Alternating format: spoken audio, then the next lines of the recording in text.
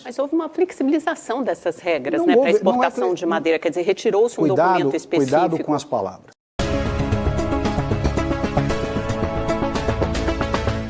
Ministro, eu queria insistir nessa pergunta porque me parece importante. Eu lembro exatamente do momento em que eu soube da sua saída, até estava no ar, num outro programa. Como?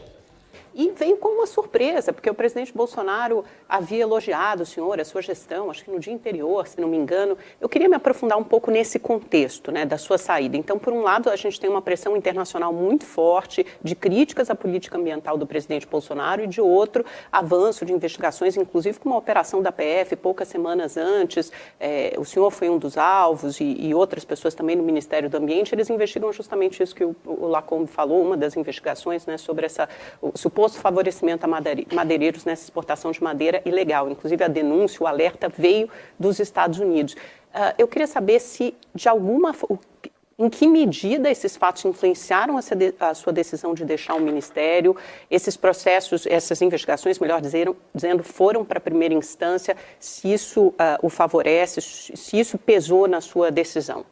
Bom, primeiro uma correção importante. O próprio embaixador dos Estados Unidos disse que os Estados Unidos jamais, dito pelo embaixador dos Estados Unidos aqui no Brasil, os Estados Unidos jamais acusou a mim ou os membros do governo, do Ministério do Meio Ambiente, de participar de esquema de corrupção ou de contrabando de madeira. Isso foi a imprensa que criou essa narrativa a partir de uma carta de um funcionário do sistema de cuidados ambientais americanos, o Fish Department, né?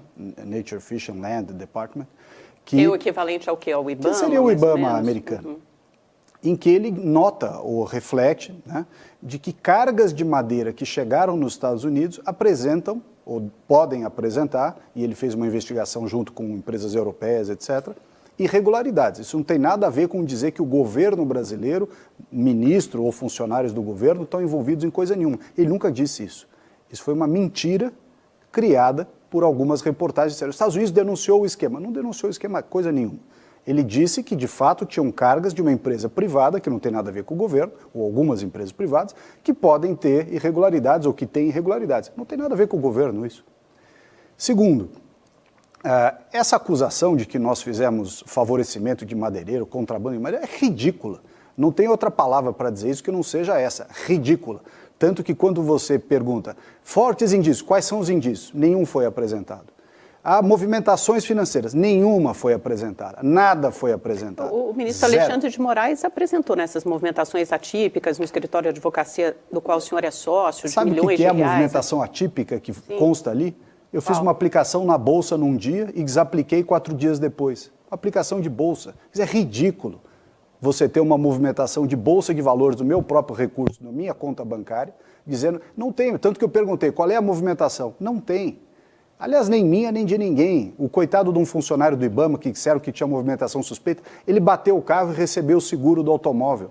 Aí tinha lá um crédito na conta dele da empresa de seguro, 40 mil reais. Aí virou a movimentação suspeita. Não tem movimentação suspeita de ninguém. É conversa mole isso aí. O que é isso? Isso é o aparelhamento do Estado, que infelizmente chegou em vários ambientes, né? Vários ambientes, e chegou também em algumas instâncias, infelizmente, da Polícia Federal. Porque os 2 inquéritos que geraram essa polêmica toda, um, que é aquele onde diz que eu fui ao Pará para ajudar Madeiro, é ridículo.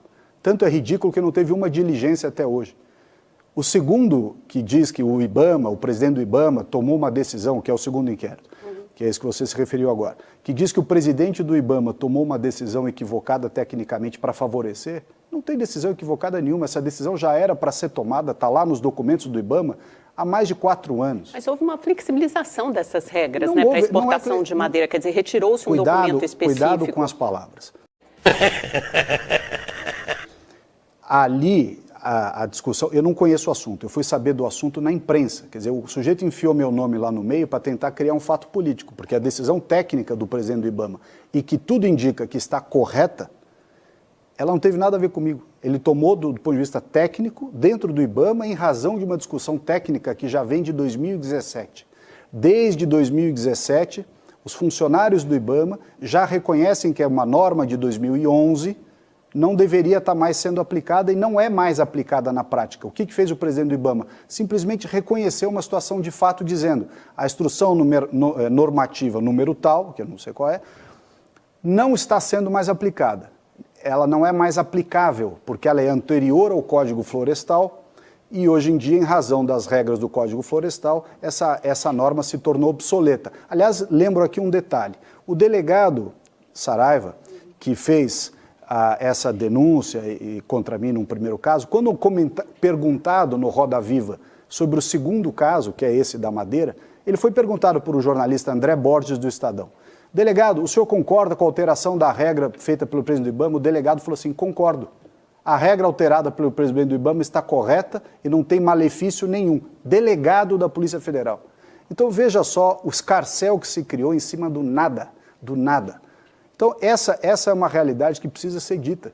Você vê, você faz uma operação, cria uma narrativa, apresenta isso ao judiciário como se fosse algo cheio de nuances e coisas, quando você espreme ali não fica nada. Mas isso fez deixar o Ministério, Não né? foi isso que me fez deixar o Ministério. O que me fez deixar o Ministério, eu vou dizer isso bem claramente, eu cansei de lutar contra aquilo que nós sabemos, quer dizer, a manipulação das informações na imprensa, a manipulação da opinião pública dentro e fora do Brasil, uma pressão enorme em cima de todo mundo que tenta discutir coisas que são vedadas pelo politicamente correto, vedadas pelo patrulhamento ideológico. Chega uma hora que você cansa. Você fala, eu estou longe da minha casa, eu sou um paulista, estava em Brasília há 2 anos e meio. Estou longe da minha casa, longe dos meus filhos, longe da minha família, longe dos meus amigos.